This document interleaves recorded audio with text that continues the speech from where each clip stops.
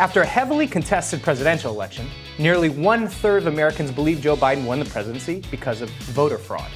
Author and senior fellow at the Political Reform Program at New America, Lee Drutman argues hyperpolarization under a two-party system could be to blame because it creates the conditions in which a party could, quote, break democratic norms with impunity because winning in the short term became more important than maintaining democracy in the long term. He joins us now to expand on this. Welcome, Lee. Thanks for being with us. Hey, my pleasure. So, Lee, you have a really important statement there in that winning becomes more important than democratic norms. And I would argue with all the voting rights restrictions that are being passed around the country now, aren't we there already? Yeah, I think we are. Interesting and scary. So what can we do about it? You know, and tell us a little bit about your piece here. Let's start with the piece. So basically, what I argue in that piece is that when you have a two-party system that's highly polarized, as ours is, you have a potentially dangerous condition when the context of elections is really around this high-stakes battle over national identity. And what has happened is that the Republican Party has convinced its voters that the stakes of elections are so high that it's okay to break democratic norms because winning is the most important thing. And what can we do about it? I think if we think about the history of democratic backsliding and democratic continuation, a lot of it really comes down to the role of conservative parties. And if you have a conservative party that believes in legitimate elections and believes that it's okay to lose elections sometimes because that's what makes a democracy, you have democracy. If you have a conservative party that views winning as the most important thing and doesn't treat its opposition as legitimate, that spells the end of democracy. So we need a conservative party that believes in democracy. Now, how do we get there? I think in the sort of broad conversation, there's three types of approaches that folks are considering. One is that somehow the kind of pro-democracy forces within the Republican Party are going to somehow take the Republican Party back. You might call this the Liz-Cheney approach. It seems to be a losing approach. A second approach is the kind of red dog Democrat approach, in which a number of sort of center-right folks have argued that the Republican Party is irredeemable and the only way is to join with Democrats to totally crush it. And then there's the third party, multi-party approach, which is what I advocate, which is that we have to fundamentally change the electoral system so that it's possible for a new center-right party that believes that democracy is really important and that the way to. But isn't that?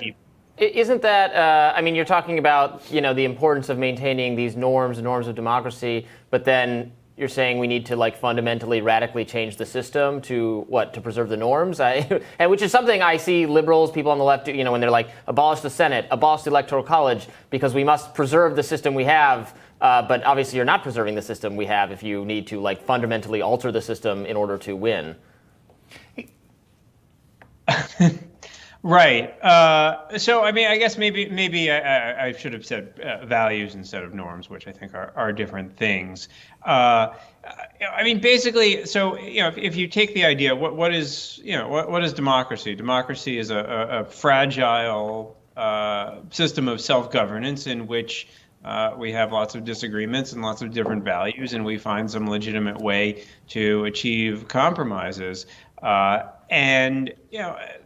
We have institutions that attempt to kind of broker those compromises and uphold the system in which we all are willing to forego violence and other means of force and instead settle our differences through the ballot box.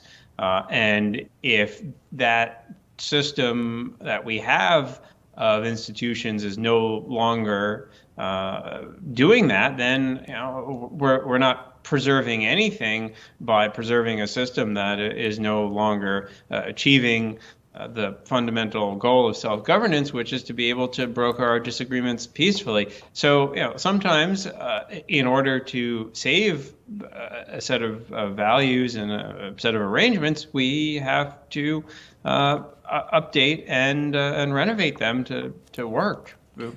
That's certainly fair, and I don't necessarily disagree with that argument. Let's talk about some incremental approaches. New York City and San Francisco utilize ranked choice voting, which it doesn't really fundamentally create a third party, but it does potentially create these alliances within the parties that, make certain positions and groups a little bit more viable. Because, like one of the questions and challenges has always been in campaigns is how do you get a third party to actually have financing to be competitive with others? So do you think that ranked choice voting is like a potential incremental way for us to start to get there? Yeah, I'm a big enthusiast of ranked choice voting. I think it is certainly an incremental step that opens up the party system a little bit, opens up competition. I think what we need to have is the proportional form of ranked choice voting, which would be multi-member districts for the House with ranked choice voting. It's a system that Ireland has used for 100 years now to, I think, solid success. And that would open up space really for new parties to compete. I've been tracking polls for a while on this. Two-thirds of Americans roughly say they'd like another party. 50% of Americans now choose to identify as independent. There's much more diversity of opinion and perspective than the two-party system can contain. And worse, as I argue in the piece, looking at some comparative research, we see that in multi-party systems, there's just less hatred of fellow citizens because the alliances are constantly shifting. And there's something about the binary condition of the two-party system that really drives everybody into their own corners and creates this set of incentives and psychological predispositions that make it really hard for us to work together and to see each other as fellow Americans. I'm a member of a third party. I vote for third party candidates, so nothing would delight me more than to have one actually be viable. But as you've explained, there's a lot baked into our system that makes that difficult. But I agree that much of it maybe is worth changing. Thanks so much for being with us today. We really appreciate it. My pleasure. More Rising right after this.